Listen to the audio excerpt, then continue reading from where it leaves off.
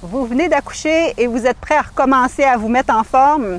Je suis Nathalie Rousseau, spécialiste de remise en forme postnatale et propriétaire de Hop la vie nutrition santé plein air. Et je voulais juste vous montrer, en fait, faire une démonstration visuelle pour que vous compreniez bien qu'en postnatal, on ne peut pas commencer à s'entraîner tout de suite comment on s'entraînait avant notre grossesse. Alors, je vais vous montrer qu'est-ce qu'il y en a. Alors, j'ai Stéphanie ici qui vient d'accoucher. Hein, ta cocotte, elle a quel âge? Elle a 3 mois. Elle a 3 mois. Donc là, elle a un ventre artificiel pour aujourd'hui, mais elle en avait un il y a 3 mois. Et donc, on va faire quand on est enceinte, surtout quand, comme Stéphanie est petite, souvent elle va porter beaucoup vers l'avant. Peut-être qu'elle va avoir une diastase. Hein. Les diastases, c'est l'écart des abdominaux qu'on voit chez les mamans en postnatal. Ça arrive souvent chez les gens qui ont eu des jumeaux ou encore chez les mamans qui sont petites, que la bédaine n'a pas le choix d'aller vers l'avant. Alors, on va regarder ça. Et aussi, on va regarder l'impact, dans le fond, de la grossesse sur le corps de la femme. Alors, imaginez-vous que vous avez pris quoi, 35 livres en moyenne chez les femmes, de ce qu'on prend. Donc, imagine que j'ai un beau bedon comme Stéphanie, me tient pas super droite. Qu'est-ce qui arrive? C'est que le ventre me fait pencher vers l'avant. Souvent, avec le poids, on a les genoux un peu rentrés vers l'intérieur. Je ne sais pas si vous le voyez dans la vidéo. Ensuite de ça, les épaules sont inclinées vers l'avant. Et pour regarder où on va, bien, on a la tête comme ça. Alors, si Steph le fait par l'avant, moi, je vais te montrer qu'est-ce que ça donne vers le côté. Donc, moi, je suis dans cette position-là, comme ça, ici. Alors, ça, c'est la position qu'on voit souvent chez les mamans. Qu'est-ce que ça fait? Ça crée toutes sortes de douleurs. Douleurs, des fois, les mamans ils ont des céphalées. En fait, c'est plus des céphalées de tension, dû à la tension au niveau du cou, à être toujours relevée comme ça, ici.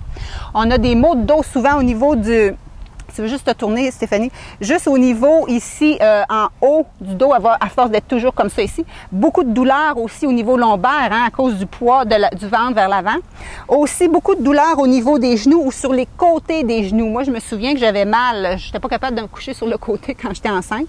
Et il y a beaucoup de mamans aussi qui ont des crampes au niveau des mollets. Imagine-toi, à force d'être penchée comme ça, c'est comme si tu portes des talons hauts pendant toute la journée. Okay? Donc, c'est normal à un moment donné d'avoir des crampes comme ça. Donc, quand on est enceinte, c'est bon de s'asseoir puis de se mettre nos jambes plus haut que les jambes là, surélevées pour se reposer. Même chose de relaxer, faire des petits mouvements au niveau de la colonne. Alors, ça, c'était quand on est enceinte. Maintenant, quand on est enceinte, je veux juste vous montrer qu'est-ce qui se passe aussi au niveau de vos abdominaux. Et pour ça, on va faire un petit déguisement. Donc ça, c'est du tape, OK? Mais je vais te montrer qu'est-ce qui se passe avec les abdominaux de Stéphanie. Donc, on a 3 couches d'abdominaux. La couche la plus profonde qui se trouve être le transverse de l'abdomen. Le transverse de l'abdomen, bon, là, je mets ça ici, là. Il faut que vous sachiez qu'il part en arrière, qui est comme relié avec le dos, puis qui vient s'attacher au centre ici. On a 3 couches d'abdominaux. La partie la plus profonde, justement, les transverses, c'est eux autres qui font le ventre plat. C'est ceux-là qu'on veut en postnatal revenir au ventre plat. C'est notre gaine, c'est les muscles qui sont les plus importants.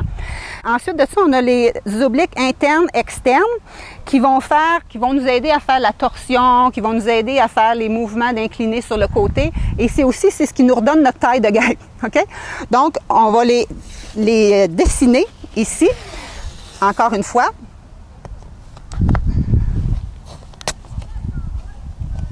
OK? Donc, on a une belle bédaine. Nos obliques sont beaucoup étendus. Donc, ils s'attachent au niveau de la crête iliaque, ils passent au niveau des côtes. OK? Donc, l'anatomie, les insertions origines ne sont pas parfaites. C'est juste pour démontrer.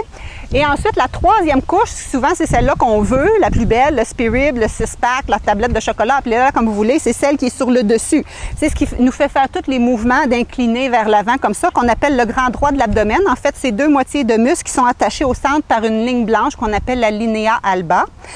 Et qu'on va imaginer ici qui s'en va s'attacher juste au niveau du pubis. Bon, là, je n'irai pas aller jouer par là trop fort, là. On va juste faire comme ci. OK. Donc, imagine-toi que tu as ça, puis en plus, avec le poids, tu as tout le poids qui s'en va aussi sur ton plancher pelvien. Ton plancher pelvien, dans le fond, c'est comme un hamac, c'est une série de muscles qui sont entre ton vagin, dans le fond, et ton anus, qui supportent. Alors, tout ça subit beaucoup de la tension pendant que tu es enceinte. OK? Donc, quand tu viens d'accoucher, qu'est-ce qui se passe quand tu viens d'accoucher? Là, tu étais comme ça. Là, tout d'un coup, tu viens d'accoucher, tu n'as plus de bédaine. Allez, hop! qu'est-ce qui se passe au niveau des muscles? Regardez ça, les mamans, là, regardez qu'est-ce qui se passe au niveau des muscles.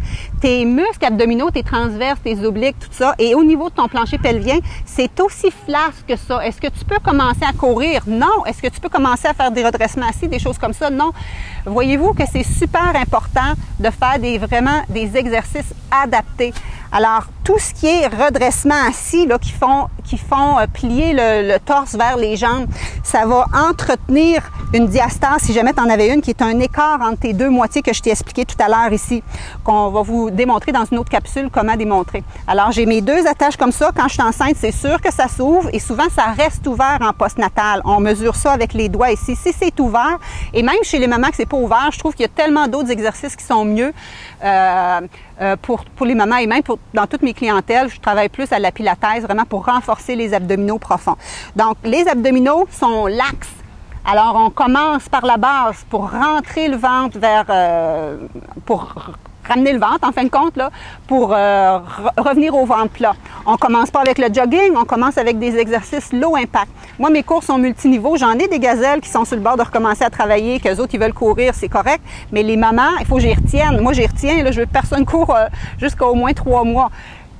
C'est vraiment super important de respecter ça, d'y aller vraiment au rythme, même si tu te sens prête, c'est important parce que je veux pas aucune de mes mamans qui se ramassent en gynécologie avec des descentes de vessie, etc.